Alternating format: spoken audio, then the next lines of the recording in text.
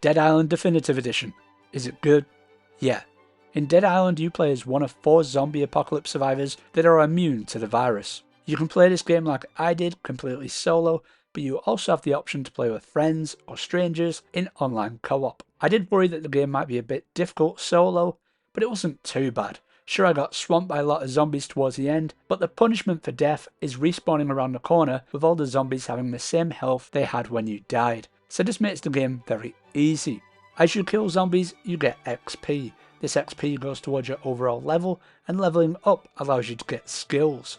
While there's lots of skills to choose from, I never felt like I was getting stronger, as the zombies on the island of Benoi level up when you level up, which was disappointing. That said, there was a few times where I found or crafted certain weapons that would cut through zombies like a hot knife through butter. But this was always short-lived, as I would level up and they would become tough to kill. There's lots of weapons in this game. You can find, buy and build weapons.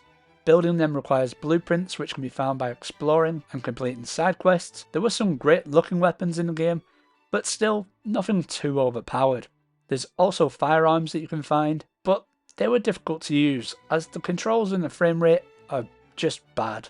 For the controls, I'll say it feels like you're playing with a half a second delay. It makes it very hard to make small adjustments when trying to get out of the way of zombies or aim at specific points. One of the best features in the game is the ability to kick. This was great at helping me stagger zombies and make sure they kept their distance. While staggered, you can take a swipe at their vulnerable points such as arms, legs or their head. Now, I'm going to make the strangest complaint I've ever made about a video game. In zombie fiction, the best way to eliminate a zombie is to remove their head. This game does have this feature with a well-aimed swipe at the neck.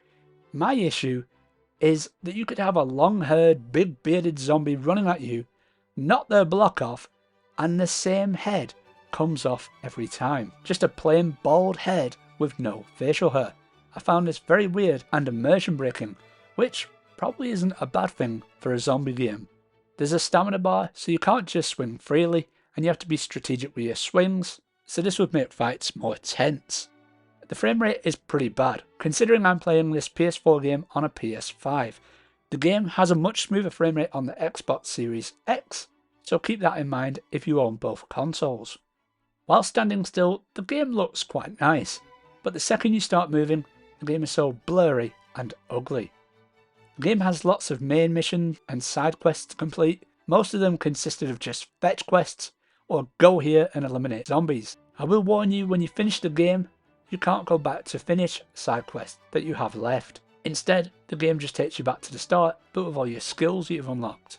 The game did have a lot of zombie variety, from walkers, runners, ones that explode, ones that are huge, ones that shoot bile, and more. There was a great variety, and all of them had to be approached differently. The story was okay, a bit predictable, but it's totally fine for a zombie game. One thing I did find strange was in the cutscenes you would see the other survivors that co-op partners can play as, but you never see them during gameplay when playing alone. Rather than one big open world, this game has lots of small areas. Each are unique and help keep the game feeling fresh as you progress through the story. You can also drive around on the roads, which was very helpful at getting around quickly. Driving was actually fun, but it did lack a look behind button, so I was often reversing into things that I shouldn't and getting myself sandwiched between walls. That was Dead Island Definitive Edition, and I give it a 6 out of 10.